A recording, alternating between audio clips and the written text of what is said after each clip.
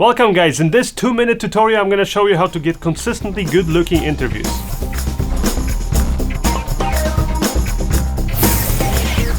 Now the examples I'm gonna show you guys in this video are all from a documentary that I shot in various parts of Europe with minimal equipment. If you guys want more info about this project or the setups, then as always check the links in the description of this video. Alright, let's get started. So the first setup we have was done inside a medieval courthouse. As you can see, it was very dark in there and we didn't have much access to actually to power, like electrical outlets. Not to mention the lighting of it there obviously wasn't very nice. They just had a couple of tungsten fixtures up at the ceiling. But as you can see, with the right lighting and also the right color grading, you can make almost any location look nice.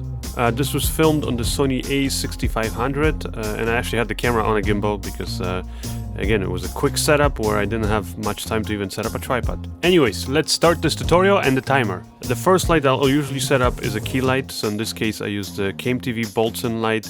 It's very small, portable, and again can be powered off of batteries, which is great when you're traveling to different locations and you don't know if you're gonna have access to power or not. And these lights can be powered off of those little Sony NPF style batteries. And as you can see, onto that light I mounted a softbox. This is this pop-up softbox. Again, makes setting up really quick. And as you can see, the shot right away looks nicer because we have that nice soft kind of a key light on its face. The second light I set up was the Luxi Cello, which is again a very portable light and it can also be powered off of batteries, which is great.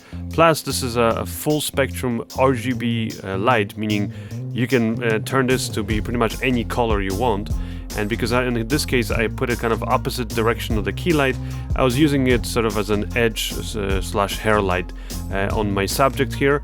And it was great that it's an RGB light because I could quickly, without using any gels or anything like that, just change the color of that light. So as you'll notice, the different setups that I did that I'm going to show you in this video, I pretty much always use that light as the edge light. Then I had another Luxi light set up. This is the Viola. It's the same light, it's just a bit smaller. And that was put sort of there in the background to kind of shine onto the wall there behind our subject. As you can see there, I have my assistant kind of adjust the light a little bit. And as you can see, with the right placement, it just right away brings up the details there in the background. And even though the light itself is actually shows up in the shot, I left it there because it just, you know, it's so out of focus, you can't really tell what it is. And actually I kind of like that little highlight there that's out of focus, the bokeh there in the background. Just again add something visually a little bit more interesting to the shot. And here's how the final shot looks with a little bit of color grading. I figured why finish the tutorial here when I can show you how you can apply the exact same techniques in various different scenarios and locations. And also I wanted to share a few extra tips with you. You'll notice that I always use the X-Rite color chart whenever I do these kind of interviews. This helps me when color grading, but it's especially crucial when you're shooting on more than one camera, so you can kind of color match the different cameras together. And I actually have a tutorial I did a while back about how you can color match completely different looking cameras and make them look identical in the final edit. Now right after I shot this interview, I just simply reused the lighting and you know, we had to shoot another interview in that same location.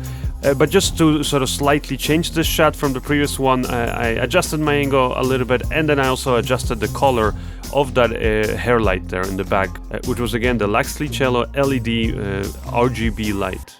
Here is another interview setup, and as you'll notice, even though the camera angle is different, and again we have a different location, I use the same techniques. So this is the final effect, and then also this is how it looks with the final color grading. And in this setup I actually had two cameras running. So my A camera was the Sony a6500, and then my B camera was the Panasonic GH4. And the lighting is almost identical to the previous setup. So as you can see, this kind of technique, once you learn it, you can quickly reuse it and still get different looking shots, but making sure that all the shots look good. The key light once again is the KTV Boltzen light with that pop-up softbox, and when I turn that on, you can see how it looks. Right away, definitely, you know, makes a big difference on her face. Just, you know, you can see some shape to the face. You are adding some dimension. And that's another tip I'll give you guys, is you kind of always want to make sure that you have some shadows in the face, so you have some difference between the brighter and the darker area of the face.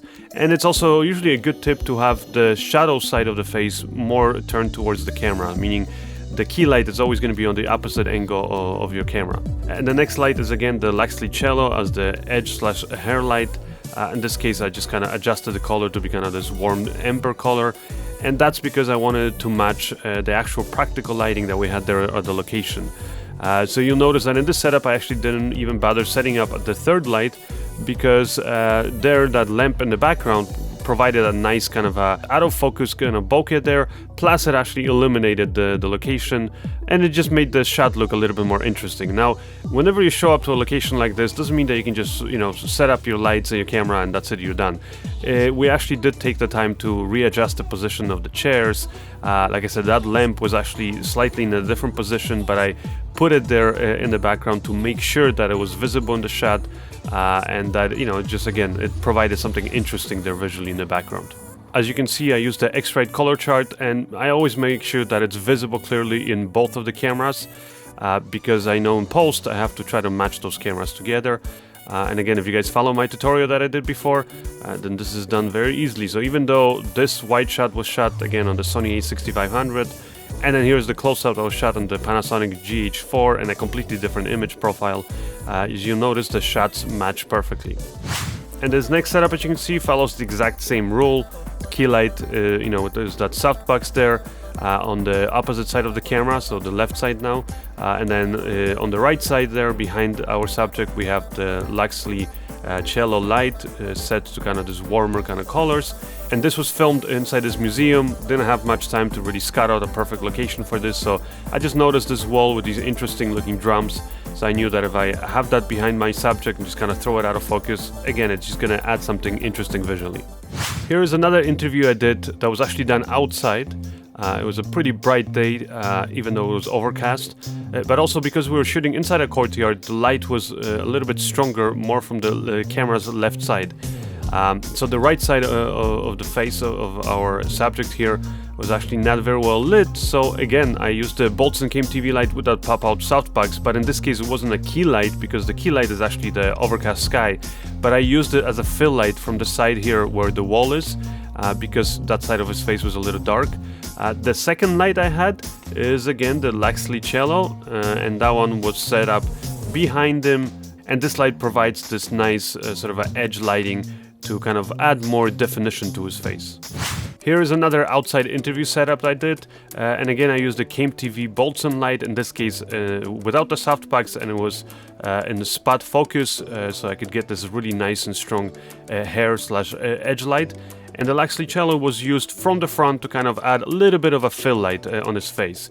And I also, in this shot, actually set up the Sony a6500 on the iFootage Shark Mini slider, and I just set it to kind of go back and forth. And this allowed me to have this nice and very smooth but continuous motion throughout the whole interview. And then the second camera again was the Panasonic GH4 set up on sticks, and then here's how the final thing looks when you color grade it and match the two different cameras.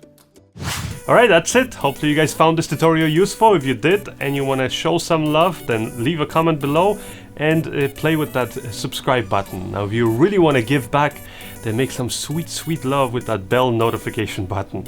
Anyways, my name is Tom Antos, and as I always say in filmmaking, there are no problems, just a lack of solutions. Alright guys, I'll see you in the next tutorial.